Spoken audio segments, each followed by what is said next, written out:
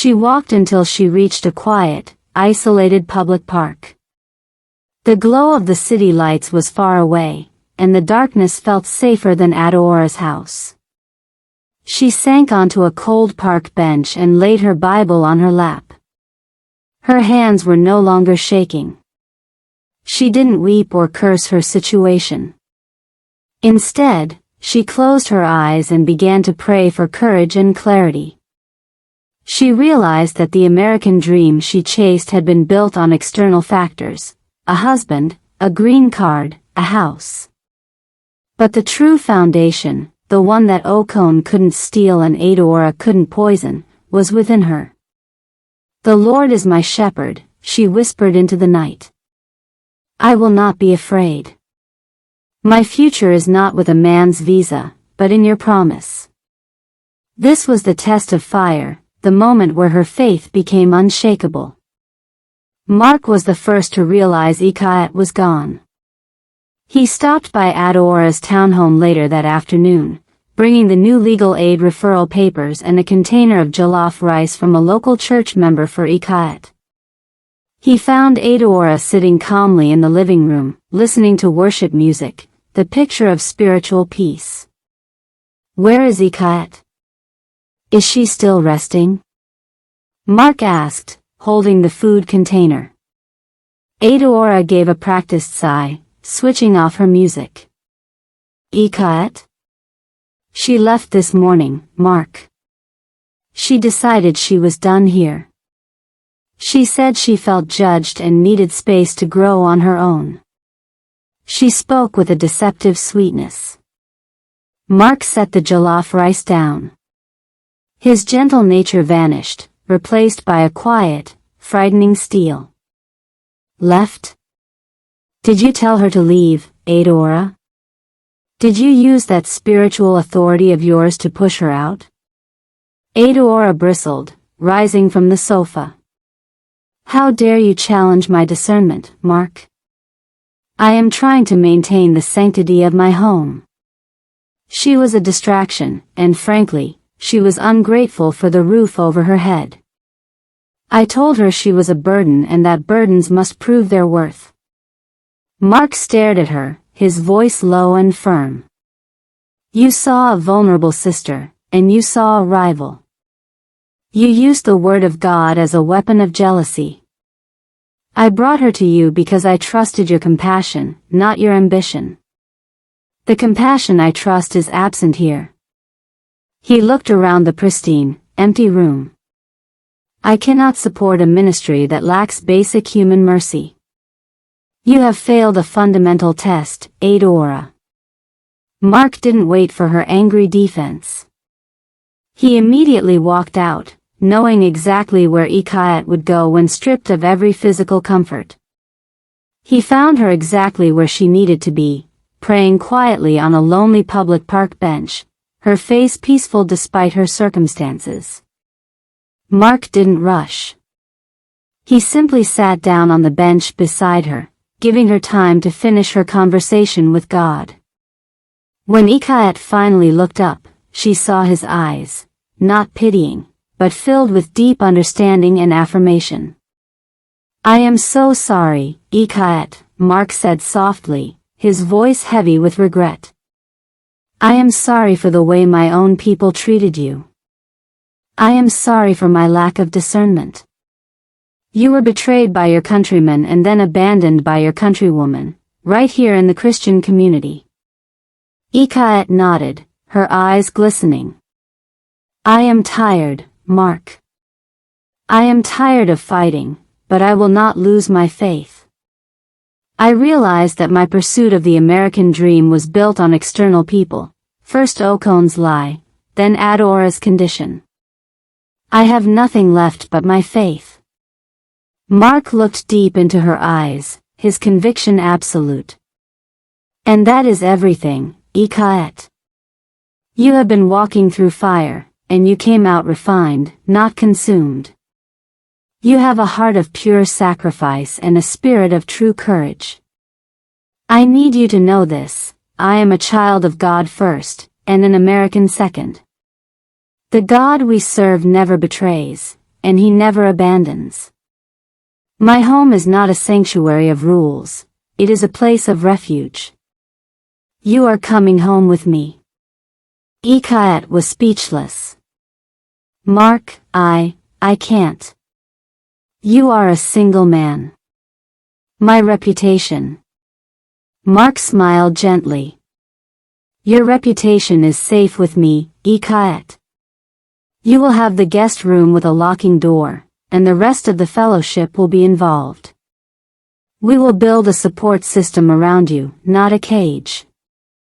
He paused, his expression shifting to one of profound connection. More importantly, Ekaette, I want you to know that I see you. I see your strength, your integrity, and the depth of your sacrifice for your family. This is why God allowed you to be broken free. Your value is not tied to a green card. It is tied to the heart you carry. They spent the evening talking, sharing stories of their faith and the meaning of sacrifice. Ekaette was no longer the desperate supplicant, she was a woman of tested strength. Mark was no longer just a kind neighbor, he was a steadfast, dependable man who saw her value beyond her circumstances. Ekaette finally felt safe, not because of a visa, but because she had found a true partner in faith and courage. Her unshakable foundation was finally in place. While Ekaette was establishing her new foundation of faith and safety under Mark's protection, the wheels of justice were slowly, inevitably, turning for Okon. Mark had already connected Ekaette with an immigration attorney who was preparing her asylum petition based on domestic abuse and the documented threat of deportation. This strategic move ensured that Ekaette's safety and legal status were no longer tied to Okon. Convinced Ekaette was gone for good and desperate to maintain the illusion of success, Okon immediately found a new target, a shrewd Nigerian-American woman named Beezy, who was as cunning and financially ambitious as he was. Okon, who was now deep in debt from his luxury spending and total lack of income, tried to impress Beezy by flashing the money he had stolen from Ekaette and leveraging his previous employment connections. One evening, Beezy grew suspicious. She had noticed Okon always paid in cash and avoided bank transfers. When she questioned him about his sudden sabbatical, he grew defensive and vague. Beezy, who worked in finance, decided to do her own research. She quickly discovered a massive financial fraud Okon had orchestrated before quitting his high-tech job, a sophisticated embezzlement scheme that could not be ignored. Realizing she was dating a criminal, Beezy made a strategic decision.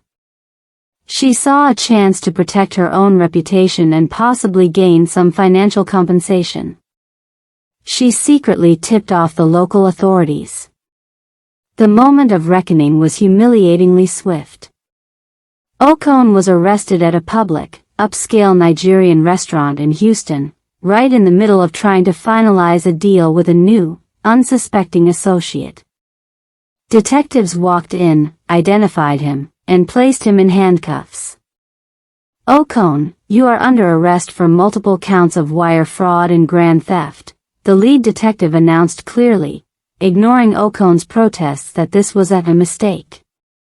Okon was being taken down not for his immigration threats, a crime that would have been complex to prove, but for the white-collar crimes that were entirely his own doing. The man who saw every relationship as a transaction was being arrested for his most central sin, greed. He faced criminal prosecution followed by certain deportation back to Nigeria, not in shame for a visa overstay, but in handcuffs for serious criminal charges. The news of his arrest spread like wildfire through the local Nigerian community, serving as a powerful and cautionary tale about deceit. Hours later, Okon sat in a sterile interrogation room, his rage giving way to cold, desperate fear. He banged his fist on the metal table. Who reported me? I need a name. Who told you about my finances? The detective leaned in, giving a cold, professional smile. You should know that, Okon. The information came from someone very close to you, someone familiar with your recent financial dealings and your tendency to use people as transactions. The words hit Okon with the force of a physical blow. A transaction. Busy. The realization flooded his mind. The cold, calculating woman he had brought in to replace Ekaette had turned on him instantly when the money dried up. He had judged Ekaette for pursuing a green card, yet Busy, a citizen, had pursued only his wallet. He put his head in his hands, his voice a choked whisper, utterly defeated. Ekaette. He muttered. He finally saw the truth. Ekaette had offered him genuine, unconditional love and loyalty, a foundation of sincerity that he had thrown away for expensive rims and the illusion of power. He realized he had destroyed the one valuable, true thing in his life, and that destruction had led him directly to this prison cell. The debt he owed was not for his lavish spending, but for the sincere heart he broke. He faced criminal prosecution followed by certain deportation back to Nigeria, not in shame for a visa overstay, but in handcuffs for serious criminal charges. When Mark gently told Ekaette the news, Okon was in jail, facing years of federal prison time and deportation. Ekaette did not cheer or gloat. She simply closed her eyes and whispered a prayer of thanks. It is finished, she murmured, a deep sense of finality washing over her. The chain is broken, Mark. God did not need me to fight him, God fought my battles. Mark nodded, deeply moved by her grace. The legal fight is over, Ekaette. Your future is free. Now we build.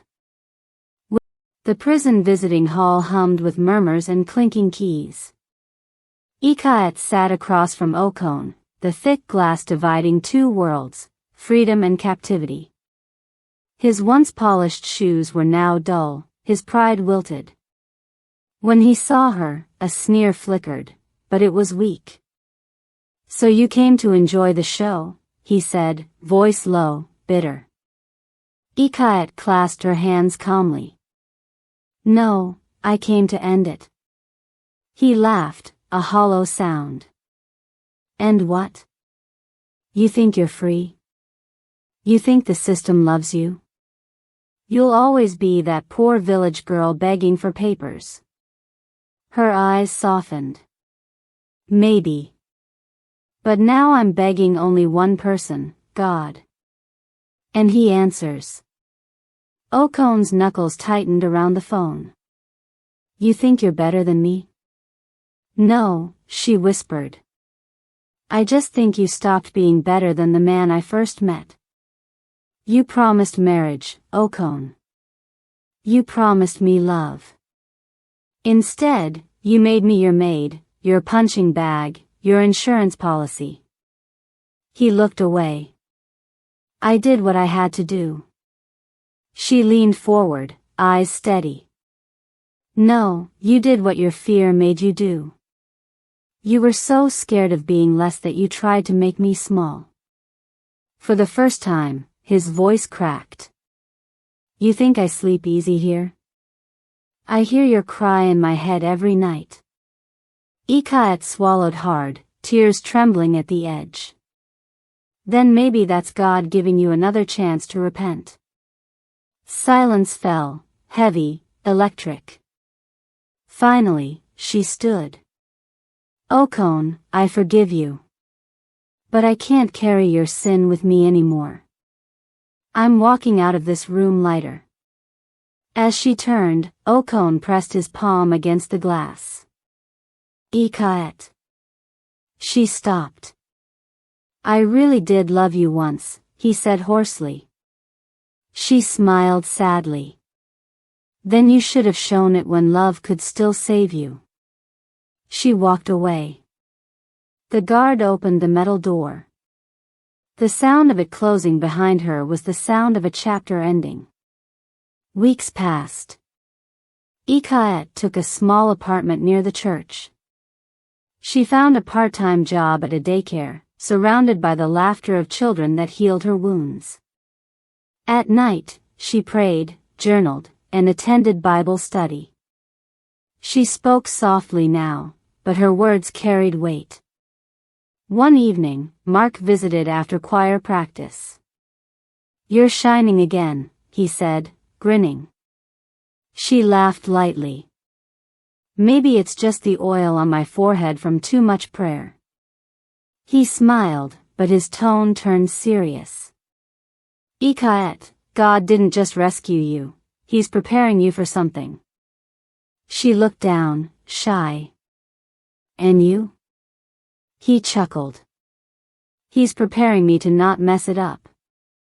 Mark's mother invited Ekaette for Sunday lunch.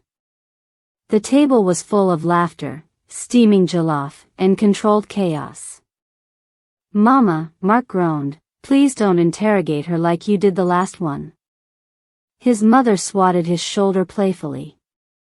"I'm not interrogating, I'm just discerning." Turning to Ekaette, she smiled warmly. "So, my daughter, can you make a goosey without measuring cup?"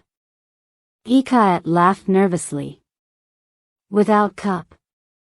"Ah, Mama, that's how disaster starts."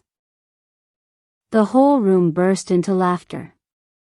Later, Mark's younger sister teased, "Your accent is cute. Say water again." "Wota," Ekaette said, eyes wide in mock seriousness, and everyone laughed harder. By dessert, Mama had declared, "She's not just my son's fiancée. She's my answered prayer." Mark took her to the small park near her old apartment, the same one where they first met the night she fled Okon's house. As the sun dipped low, he knelt, holding out a simple gold ring. "You ran into my life that night," he said. "But this time, I want us to walk, together, for good." Ekaette covered her mouth, trembling. "Mark, are you sure?" He smiled. "Ekaette, I've never been more sure of anything that didn't require Google Maps." She burst out laughing through tears and nodded. "Yes. 1,000 times yes." The church was packed. Aunties in flamboyant gellies filled the front rows, whispering and fanning themselves dramatically. One usher whispered frantically, "Pastor, the generator has stopped again." The pastor groaned. "Devil, you're a liar." Someone started clapping rhythmically, "Power, power, power," and soon the whole congregation joined in. Meanwhile, Ekaette was in the dressing room, hyperventilating. "My veil. Where's my veil?" Mark's sister ran and holding it up. "Relax, Bridezilla. You're glowing enough to blind angels already." Finally, the power returned just as Ekaette began her walk down the aisle. The choir burst into, "You are great, yes you are," and everyone rose to their feet. Mark cried openly as she approached. Ekaette teased, whispering, "Aha, Pastor Mark, why are you crying like I'm going to war?" He chuckled through tears. "Because I've seen battle, and you're my victory." When the pastor said, "You may kiss your bride," an old auntie shouted from the back, gently, "Oh oh oh. Not church we day." The whole church erupted in laughter. A few months later, Ekaette launched her nonprofit, Grace Without Borders Foundation. The first seminar gathered women from across Africa, Nigerians, Ghanaians, Kenyans, all seeking direction. She stood before them, confident and radiant. "Sisters," she said, "you don't need a visa to have value. You only need vision." The crowd applauded, some wiping tears. Mark watched from the side, his eyes shining with pride. A year later, Ekaette returned to Nigeria to visit her mother. The reunion was emotional. Her mother wept into her shoulder. I told you, my daughter, Jehovah will fight for you. Ekaette smiled. Mama, he didn't just fight, he won. They sat together, sipping zobo as the sunset bathed the compound in gold. Will you stay long? Her mother asked. Not long, Mama. My purpose is there now. But I needed to come home to say thank you, for your prayers. Back in Houston, Mark and Ekaette walked hand in hand into their church, now leading a marriage ministry called Faith That Builds. During service, the pastor called them up. Testimonies like this remind us that when God rebuilds, He does it with excellence. Mark looked at his wife and said softly, You're my proof that grace isn't a second chance. It's a new beginning. Ekaette smiled. And you're my reminder that love doesn't rescue, it restores. The choir rose in song as the camera faded on them, their hands intertwined, their eyes lifted heavenward. Ekaette's story teaches us that destiny may be delayed, but it's never denied. Sometimes, God breaks your heart to rebuild your life stronger. And when He restores, He adds laughter, purpose, and peace. She didn't just survive immigration betrayal, she rose above it, reborn. If Ekaette's journey resonated with you, and you believe in the power of a second chance, please do 3 things. Subscribe to our channel and hit that notification bell so you don't miss the next inspiring testimony. Comment below and tell us which chapter of Ekaette's journey affected you the most. Was it the threat, the flight, or the ultimate triumph? Share this video with someone who needs to be reminded that their value is not defined by their struggles, but by their God-given destiny. Thank you for watching. We'll see you in the next video. Hello friends, it's your personal person, Cha. Thank you for watching and for being a part of this family. Please like and subscribe for more wisdom tales. See you in the next video.